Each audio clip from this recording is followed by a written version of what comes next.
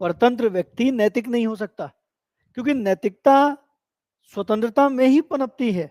जहां स्वतंत्रता नहीं है वहां नैतिकता नहीं है। अब बताओ, जो गुलाम है वो क्या ही नैतिक होगा?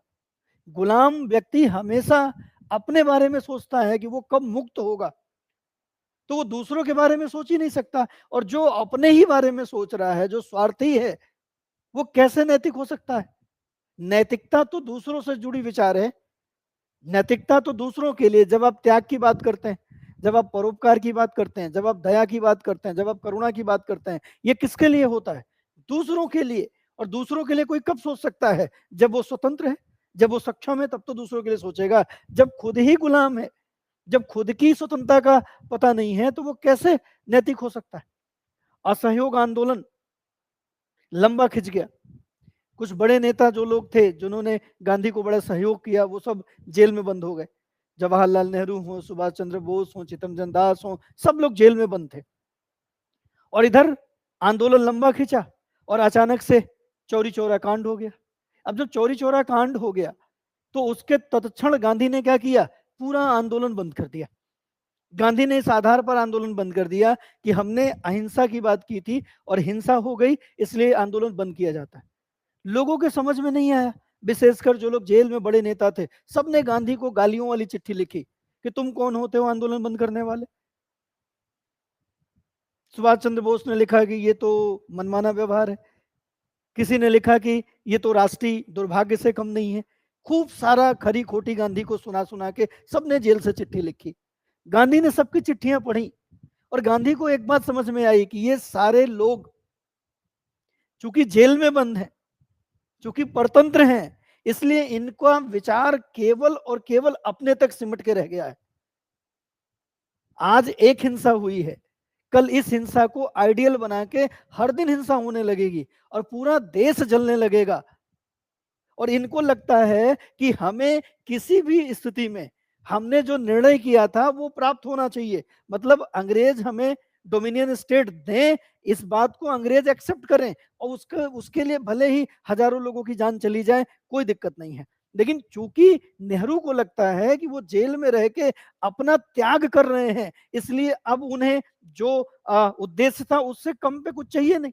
सुभाष चंद्र बोस को लग रहा है कि नहीं, हमने तो भाई जेल, हमने तो इसीलिए त्याग किया ना, हम जेल में 2 साल से इसीलिए हैं कि हमें अपना शासन चाहिए था। अब अपना शासन से कम पे मजबूत नहीं, और नहीं तो जो चाहे वो हो, भले ही लाखों लोग मर जाएं, लेकिन हमें अब चाहिए। तो गांधी ने साफ साफ चिट्ठी लिखा, एक ही चिट्ठी लिखी सारे लोगों को और फोटो कॉपी करा के भेज दिया। जो लोग जेल में बंद होते हैं उनकी आत्माएं मर जाया करती हैं। ये चिट्ठी सबको वापस भिजवा दिया कि तुम लोगों की आत्मा मर गई है, क्योंकि तुम लोग गुलाम हो। जो स्वतंत्र है वो दूसरों के बारे में सोच सकता है, जो परतंत्र है वो केवल किसके बारे में सोचता है? केवल अपने बारे में सोचता है। तो उस समय सारे लोगों ने अपने बारे में सोचा, लेकिन गांधी गांधी चूंकि बाहर थे, इसलिए गांधी ने लोगों के बारे में सोचा। एक अतिरिक्त व्यक्ति नहीं मरेगा, चाहे स्वशासन मिले और चाहे न मिले, बंद कर दिया गांधी ने। ये गांधी का खुद का अनुभव था। और इसी अनुभव को जब दोबारा नेहरू और पटेल ने यूज किया तो पूरा देश जला, पूरा देश जल गया। आप अगर याद करोगे तो गांधी ने कहा था कि विभाजन जब भी होगा हमारे लाश के ऊपर से होगा। लेकिन उधर माउंटबेटन समझा रहा दिन भर बैठा बैठा के पटेल को और इनको कि भाई तुम लोग भविष्य हो। गांधी ने खुद कहा तुम भविष्य हो, अब गांधी को कहो साइड हो जाए। लेकिन इतनी हिम्मत कहां थी, सत्ता का लालच भर दिया कि आप विभाजन को एक्सेप्ट कर लो, कम से कम तुम्हारा तो मिलेगा, भारत तो बनेगा तुमको, तुम कर पाओगे। और भरते भरते अंत में क्या किया दोनों लोगों ने? गांधी से जाके बात कही कि बापू आपने हमें तो दे ही दिया है, अब हमें निर्णय करने लीजिए। आपने कहा था आप राजनीति में भाग नहीं लेंगे, आप एकांतवास में जाना चाहते हैं, अज्ञातवास में जाना चाहते हैं, आप जाइए, हम देख लेंगे सब। गांधी ने कहा लेकिन वो ध्यान रखना विभाजन को एक्सेप्ट मत करना। इन्होंने कहा नहीं नहीं आप जाओ। सारी सार्वजनिक मुलाकात बंद कर दी। यहाँ इन दोनों लोगों ने मान लिया कि ठीक है विभाजन कर लेते हैं। क्या हुआ? विभाजन। जब विभाजन हो गया तो हिंसाएं शुरू हुई, और जो हिंसाएं शुरू हुई तो उसके बाद तो लाखों लोग मारे गए दोनों तरफ से। वो चाहे नेहरू हो, चाहे पटेल हो, चाहे मोहम्मद अली जिन्ना हो, इन लोगों ने पूरी आर्मी लगा दी, पूरी ताकत लगा दी। क्या हिंसा बंद हुई? नहीं। इवन नेहरू को लगने लगा, पटेल को लगने लगा कि ये निर्णय गलत हो गया। इनको लगा कि आत्महत्या कर लें, इस स्थिति में थे। लेकिन माउंटबेटन ने समझाया कि चिंता करने की जरूरत नहीं है, अभी भी उपाय है, अभी भी विकल्प है। वो विकल्प कौन था? गांधी। कहा कि जाके गांधी से मिलो, गांधी हैं जो इसको रोक सकते हैं। तब नेहरू के, तब पटेल के बाद समझ में आई थी कि एक छोटी सी चोरी चोरा की घटना के कारण गांधी ने असहयोग आंदोलन क्यों बंद कर दिया था, जब ये लोग पूरी हिंसा रोक नहीं पाए।